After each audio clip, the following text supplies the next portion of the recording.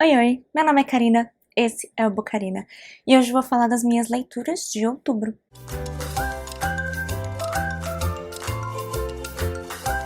Gente, só pra começar, esse negócio aqui me irrita muito, o fato de ter essa parede branca aqui, de aqui ter algumas coisas de limpeza, mas se tudo der certo, em breve eu vou pegar mais uma estante aí, esse espaço aqui vai sumir, eu vou poder virar mais pra cá a câmera. Enfim, mês do horror acabou, então eu vim com brinquinhos aqui, eu não sei nem se vai dar pra ver. Esse aqui é do Ghostface. E esse aqui é do Fred. São dois pares, mas eu resolvi misturar porque eu achei que funcionava bem. Enfim, vamos falar das leituras de outubro. Eu não vou falar que eu li muita coisa de horror, mas fiz algumas leiturinhas aí, principalmente pro fim do mês. Vamos lá, o primeiro livro, na real, que eu terminei esse mês foi o Encontrada, da Karina Risse. É um livro de romance e eu dei pra ele 4 estrelas mês passado, em setembro, mês retrasado, porque hoje é dia 1 de novembro. Eu passei por uma fase de ler vários romances, principalmente assim, romances mais antigos, que eu não tinha lido antes, né, na minha época mais jovem. E eu assisti o filme, gostei muito, li o primeiro livro, favoritei, e aí já tinha o box, né, fui pro segundo, então, que é muito legal também. Não dá pra falar muito porque é uma sequência, mas basicamente, né, a história é a da Sofia, que acaba voltando no tempo, se apaixonando por uma pessoa lá. Aqui a gente vai ver a sequência, né, o que acontece depois, como que ela se adapta a esse local, e a gente vê um pouco mais da irmã do Ian também, que é uma personagem mais secundária ali no primeiro livro, e de como as pessoas se adaptaram a Sofia, né, nesse tempo, porque ela é uma pessoa totalmente diferente. Aqui ela enfrenta muito esse dilema de continuar sendo 100% quem ela é, ou se adaptar a essa nova época, a essa nova era que ela tá vivendo, e aceitar que ela vai ter que mudar algumas coisas no comportamento dela e em como ela age pra se adaptar àquele local, né? Então eu gostei bastante também, mas eu achei que ele foi um pouquinho longo demais, por isso que eu dei 4 estrelas. Não foi tão bom quanto o primeiro, sabe? Teve muitas cenas legais, o Ian continua sendo, assim, book boyfriend material total, mas eu senti isso, ele se estendeu um pouquinho demais, ficou um pouquinho arrastado ali por uma certa parte, e um pouquinho repetitivo, sabe? Tinha coisas que eu ficava, tipo, Sofia, já deu pra entender, mulher, só você não pegou, sabe? Então, esse foi o motivo de eu ter tirado uma estrelinha aí dele, mas gostei muito, então quero continuar essa série com toda certeza, até porque, como eu falei, eu tenho aqui tudo completo. Depois eu li no Kindle Wildfire, da Hannah Grace, então outro romance. Esse é sequência de Icebreaker, aqui no Brasil publicado como Quebrando o Gelo, que foi um livro favoritado, eu acho que do mês de setembro também. Sim, eu dei 4 estrelas favoritado para Quebrando o Gelo. E Wildfire foi anunciado, eu peguei ele no Kindle e eu gostei muito. Eu li Quebrando o Gelo em português, Wildfire em inglês, não senti muita dificuldade, problema assim de adaptação, e o inglês é bem tranquilo. Esse aqui já vai falar de um dos personagens que está em Quebrando o Gelo, que é o Russ. Ele é um dos jogadores ali de hóquei do time, mas ele é um dos que menos aparece, então eu achei isso um recurso bem interessante, porque a gente realmente não conhecia muito desse personagem, só algumas fofocas, assim, algumas coisas por alto, então ter feito um livro só sobre ele, né, ele tendo o protagonismo, foi bem interessante para conhecer mais esse personagem. Eu achei que esse livro também trouxe uma carga emocional e traumática muito maior do que o primeiro livro, então achei ele um pouco mais denso nesse sentido. E vai falar do Russ e da Aurora. A Aurora também estuda, se não me engano, na mesma faculdade que ele, sim, e eles se encontram numa festa de fraternidade dos próprios jogadores e tal, eles têm um casinho ali, acabam ficando juntos, e aí ele vai pro banheiro, porque ele tá nervoso com a presença dela ali, né, tipo, meu Deus, não acredito que eu consegui ficar com uma menina tão bonita e tal, porque ele é super tímido e ele tava tentando uma nova técnica de autoconfiança, e ela, vendo ele entrar no banheiro e demorar, acha que ele está lá esperando ela ir embora pra não ficar constrangedor. Então assim, eles acabam se separando nesse clima meio esquisito que um acha que o outro tá tentando evitar. E os dois vão trabalhar num acampamento de verão como monitores das crianças durante as férias ali da faculdade, né? E ali eles acabam se encontrando de novo. Então, todo o livro se passa nesse acampamento. Eu pensei que ia ser uma parte no acampamento, depois eles iam voltar pra faculdade. Não é isso que acontece, eles ficam o tempo todo ali nesse acampamento. E coisas que eu gostei muito nesse livro. A Aurora, ela é muito consciente, então quando tem aquele negócio que você percebe que eles estão errando porque eles não estão se comunicando, ela logo fala, eu odeio a trope de miscommunication, eu odeio essa história de personagens que não se comunicam, eu não sou essa pessoa, vamos resolver, sabe? Então, tipo, eu adoro isso nela porque ela lê muito, ela gosta muito de ler, e ela relaciona os acontecimentos da vida real e os problemas que ela tá enfrentando com ele com os livros. Então ela, não vai ser enemies to lovers, não tem essa coisa de a gente não se fala, vamos falar, vamos resolver que isso aqui é papo errado. Então eu gostei muito da personagem dela. E o livro é muito fofinho, eles o que dificulta ali o relacionamento deles, né, o problema ali no relacionamento deles é estar em um ambiente de trabalho, e o Russ precisa muito do trabalho, então ele evita muito isso de ter relacionamentos lá dentro, e os próprios traumas deles, né, o Russ tem muito trauma com a família dele, e a Aurora tem muito trauma com o pai dela, então ela tá sempre procurando aprovação e coisas do tipo. Foi um livro muito legal, eu também achei que ele pecou um pouquinho no tamanho, acho que isso é um problema da autora, porque o primeiro livro também eu achei que se estendeu demais. E o final é a mesma coisa do Quebrando o Gelo. Eu sei que tem muita gente que odeia o final, porque ele estende aquele anos depois e faz um Felizes pra Sempre com filhos e tudo mais. Isso também vai aparecer aqui em Wildfire. O final tem essa vibe. Então, eu dei 4 estrelas. Não favoritei, eu ainda continuo gostando mais do primeiro, porque eu gosto mais dessa vibe da menina entrando nessa found family do menino, que é o que acontece no primeiro livro com a Anastasia e o Nate. Então, acabei preferindo o primeiro, mas o segundo teve personagens assim. Eu amei a Aurora, eu estou completamente apaixonada por ela. É a minha book girlfriend a partir de agora. É isso, gente. Vamos agora para algumas leiturinhas de terror, né? Eu li O Exorcista, foi uma releitura, na verdade, O Exorcista do William Peter Blatty. Lancei até um TikTok, não sei se eu coloquei no Instagram, mas acho que também, falando dessa leitura. Eu já tinha comentado antes. É um livro favoritinho. Eu acho que eu não coloquei favorito dessa vez, mas só porque, né, não quis, assim, refavoritar um livro já lido. Mas continua sendo favorito. É um dos livros de terror mais legais, assim, que eu já li. E isso se manteve após a releitura. Porque ele vai falar da Regan, que é filha da Chris MacNeil. Ela é uma artista, uma atriz super famosa, que tá super em alta, inclusive tá filmando um filme no momento desse livro. E a filha dela ama a mãe e tal, ela tem essa vida familiar assim aconchegante, tem uma pessoa que toma conta dela, que é a assessora da mãe também. Os pais são separados, então ela não tem muito contato com o pai, mas tirando isso, é uma vida familiar muito confortável pra ela.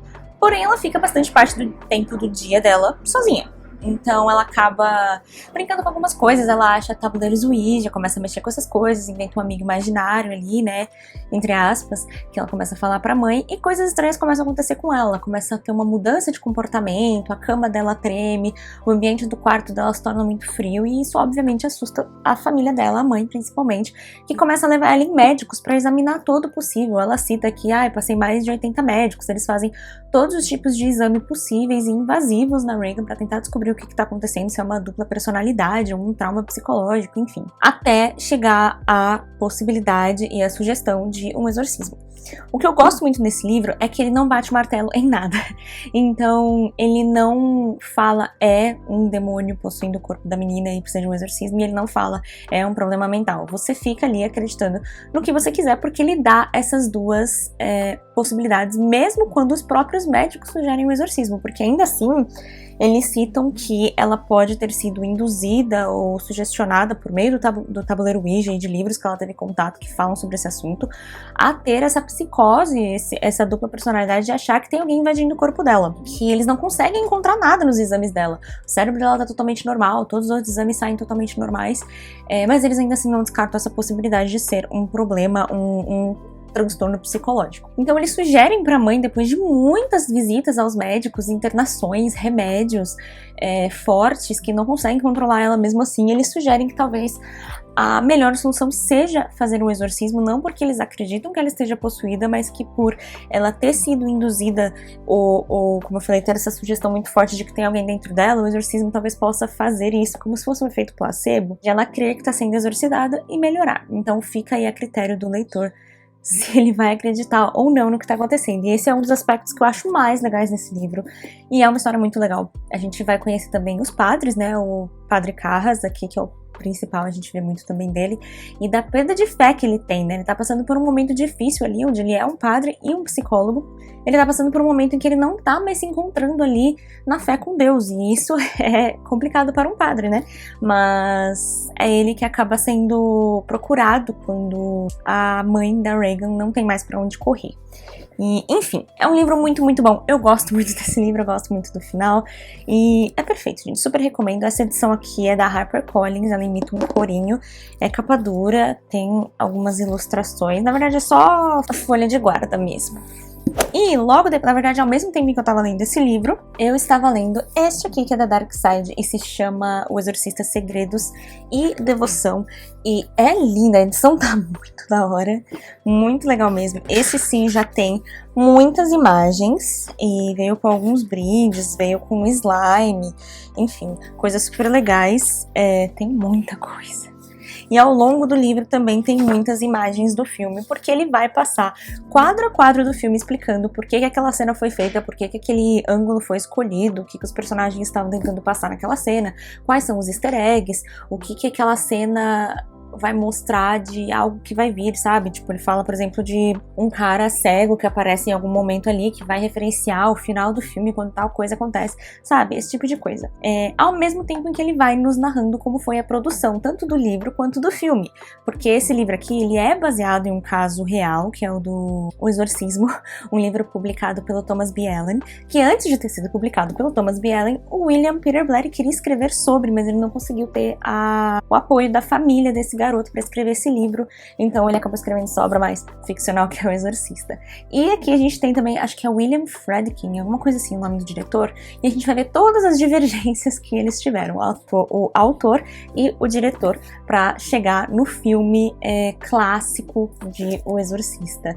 Essa edição também, ó, olha aqui que legal, é muito legal, gente. Também. E até os motivos de, por exemplo, alguns anos depois, ter saído uma nova versão estendida desse filme, porque aparentemente, assim, o William Peter Blatty escreveu o primeiro roteiro desse filme antes mesmo de descobrirem, de aceitarem quem seria o diretor.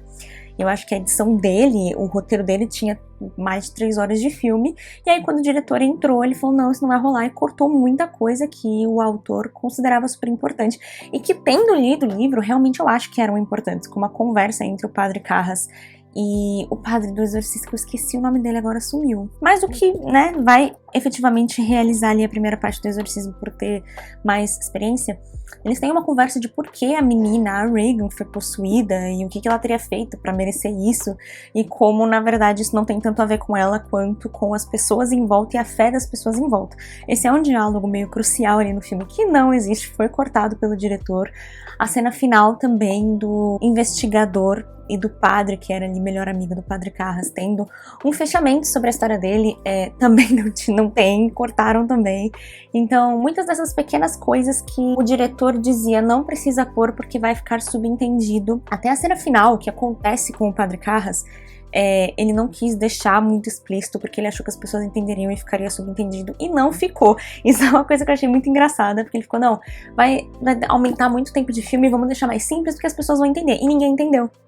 A mensagem final do livro, que é uma mensagem de esperança e de vitória, ficou no filme como uma derrota. Então as pessoas não sacaram a mensagem. É um livro muito legal, tem todos os bafafás, também tem as fofoquinhas, as coisas que disseram de atriz X ou atriz tal, o que aconteceu nos bastidores, as lesões que a Linda Blair sofreu aqui ao representar a Regan, todas as reivindicações também, porque aparentemente ela foi dublada em muitas das cenas, até porque ela era uma criança e tem cenas muito pesadas, como uma cena de teor mais sexual que tem durante as cenas em que ela tá possuída, que ela não poderia gravar, então outra pessoa gravou, e essas pessoas que fizeram as dublês dela, não foram creditadas no filme, então por muitos anos ficou muito essa batalha entre quem interpretou tal cena, foi ela ou não foi, sabe? Todas essas picuinhas, então eu achei um livro muito interessante, muito legal. Eu achei que eu não ia curtir tanto, né, por ser uma coisa mais biográfica, mas foi muito bom. E não é um livro muito grande, tá, gente? Porque ele vem mais ou menos até aqui. 152 páginas. Todo o resto do livro é apêndices e pequenos índices, né? Então tem aqui Georgetown, horror demoníaco, coisas que são citadas no livro. Kinderman, que é o investigador, falando um pouco mais sobre cada uma dessas coisas. Mais um índice, caso você queira voltar nessa parte, ou sei lá. Então, edição muito, muito legal. E o livro em si foi ótimo para complementar aqui a minha leitura. Logo em seguida eu também assisti o filme para poder absorver tudo isso, né? Todas essas informações que eles me deram nesses bastidores. Então, ótima experiência. Eu nem falei, né? O Exorcista eu finalizei com 4 estrelas. Segredos e Devoção também finalizei com 4 estrelas. Depois, no Kindle também, eu li Minha Namorada é uma Bruxa, da Tris Agarna. Eu peguei no Exploda Seu Kindle, aquele evento de pegar vários e-books gratuitos nacionais que teve em outubro mesmo. E ele era uma história curta de Halloween, de Festa das Bruxas. E eu peguei porque tava gratuito, né, nesse evento, e peguei vários livros. Esse era um dos de Halloween, resolvi pegar, mas eu acabei dando 3 estrelas porque ele foi um livro, realmente um conto muito rápido, e que era uma sequência de alguma outra história dessa autora que eu não conhecia. Então já tinha uma dinâmica formada, já tinha um entrosamento entre os personagens que eu não tinha visto acontecer. Então não consegui me conectar muito com a história, achei ela muito simples, muito bobinha. Não é um desmérito a autora, é só uma desinformação mesmo, que eu não sabia que era uma continuação de outra coisa na sinopse, assim, não dava muito a entender que era algo sequencial, então acabei não curtindo tanto a minha experiência. Não tenho muito o que dizer sobre esse livro, gente, não tão, realmente, assim, muito curtinho pra eu ter uma opinião mais extensa.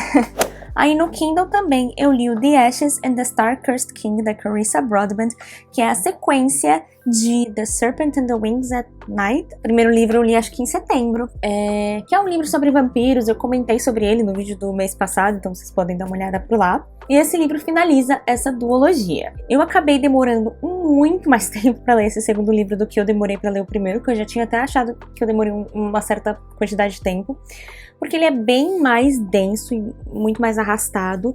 E assim como o primeiro, ele também não tem muito romance, que é uma coisa que eu estava esperando nessa história em específico. Ainda assim, eu acho que é uma das mitologias, assim, de representações de vampiros que eu mais gosto. E o final foi muito satisfatório. Analisei esse livro com 4 estrelas, foi a mesma nota que eu dei pro primeiro livro. Então foi bem consistente, assim, essa história. Eu curti bastante, mas ela tende a se arrastar. Ela é bem mais comprida do que o primeiro livro. Acho que tem 600 e poucas páginas essa história. O período, assim, o trecho de história em que os personagens estão brigados e estão nesse momento de vingança, te odeio, é muito extenso. Então eu acabei ficando cansada dessa jogada e dessa falta de comunicação dos personagens e de falta de querer resolver as coisas, sabe? De cada um ficar no seu canto, lançando indiretas, ou eu não quero conversar? Tá bom, então não vamos conversar, eu vou manter meus planos secretos pra mim. Isso acabou me estressando um pouco e tirava um pouco da minha vontade de pegar o livro, sabe?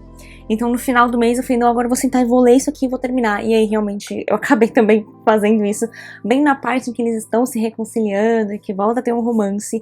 E é muito legal, tem seus clichês, né? A menina humana, que é mais poderosa que todo mundo, que resolve todos os problemas, que todos os outros não conseguiram resolver em 2000 anos.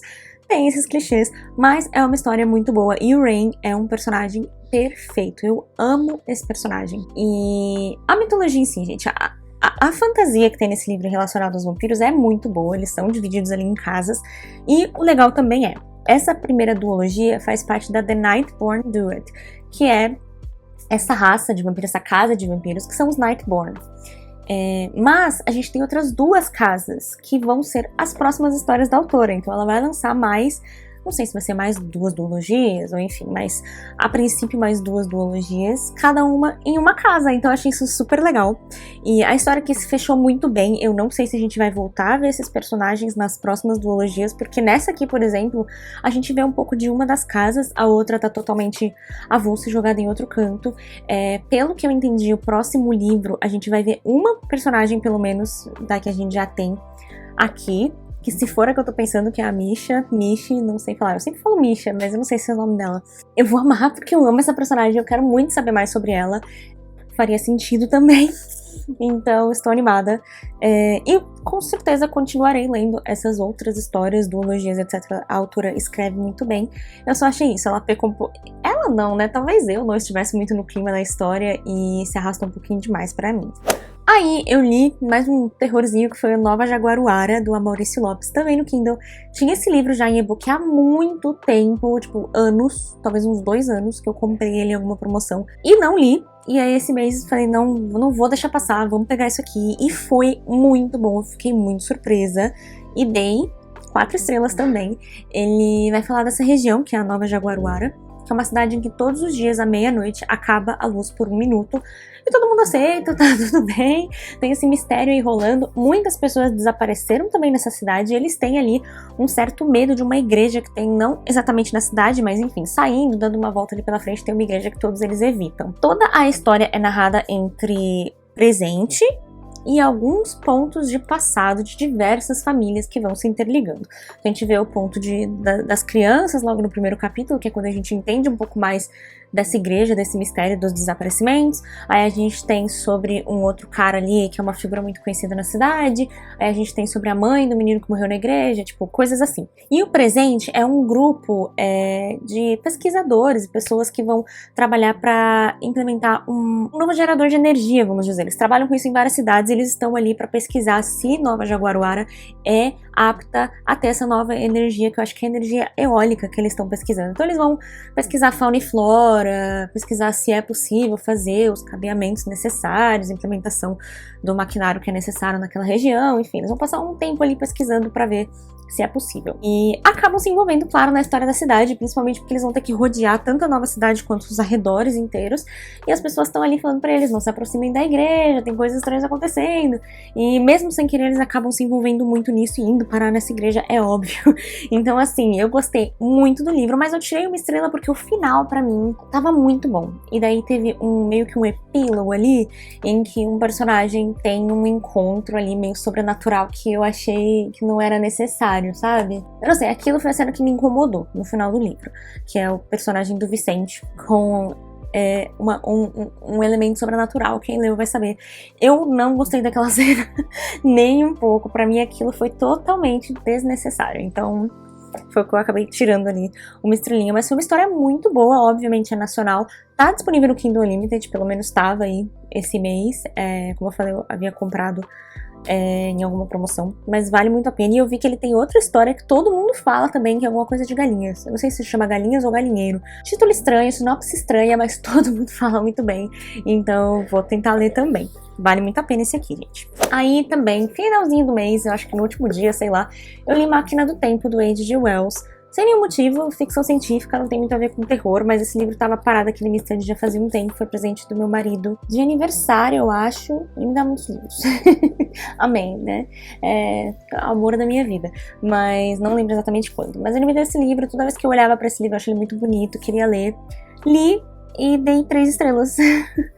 É uma história de, máquina do tempo. Então aqui a gente vai ter um cientista explicando para outros cientistas, psicólogos, jornalistas, pessoas influentes sobre a máquina do tempo que ele criou e depois sobre a viagem que ele fez no tempo, explicando o que ele encontrou. É um livro também bem curto, essa edição, eu acho que tem 143 páginas. Então até aqui é o livro.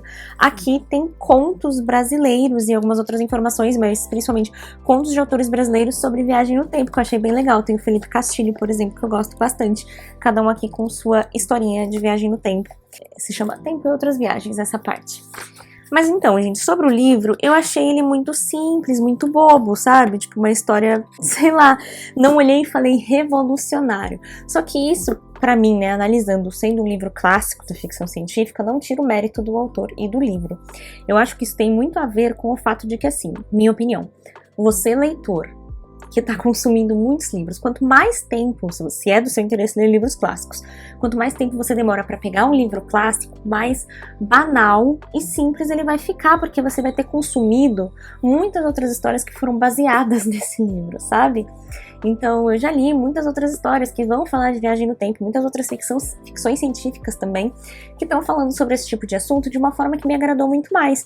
Mas isso não significa que esse livro é ruim, só significa que ele foi um precursor e as pessoas se basearam nisso para aumentar uma história, para elevar uma história e criar algo muito maior, tanto que isso para mim ficou saturado. E aí quando eu vou ler o original, ok, sabe?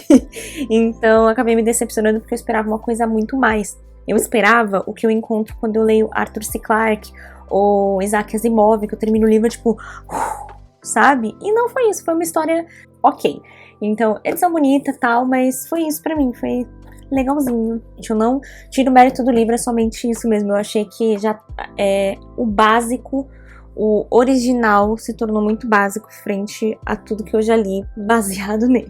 E aí, o último livro que eu li no mês não foi um livro, foi um mangá, e foi Cidade das Lápides, do Junji Ito. Tô atrasada com os livros dele, eu faço todas as pré-vendas de Pipoca e Nanquim, então saiu o livro dele, eu recebo em casa, e não li muito nos últimos tempos, então eu falei, não posso deixar passar outubro sem ler um Junji Ito, e li Cidade das Lápides. Eu dei 5 estrelas pra esse livro.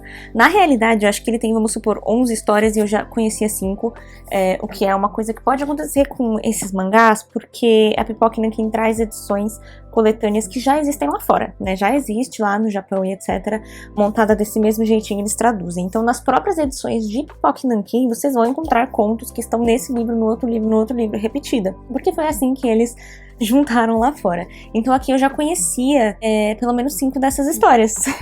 Mas, mesmo assim, eu dei 5 estrelas, porque todas as que eu já conhecia são histórias que eu gosto muito, tipo da menina lesma, super famosa, sabe? Inclusive, eu não sei, eu acho que é ela aqui na capa. Ó, tem esse aqui. E aqui é ela.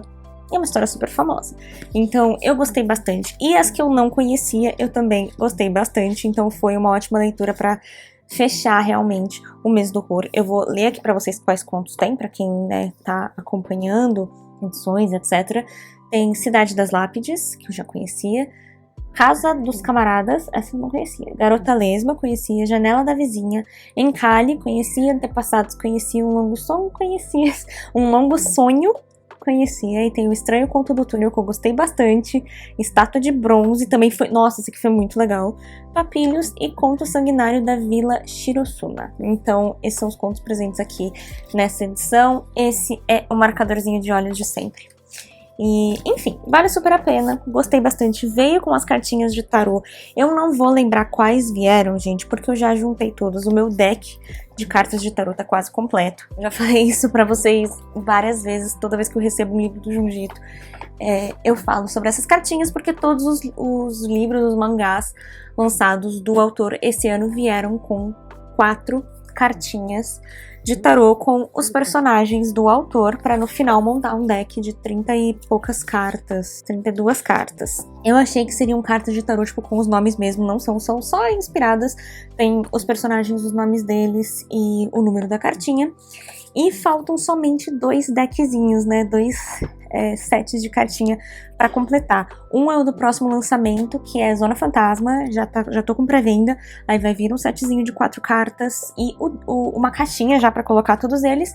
E na CCXP eles vão lançar o último livro deles desse ano, do Junji Ito, que eu imagino que seja o que vai vir com as próximas 4 cartinhas e finalizar tudo isso aqui.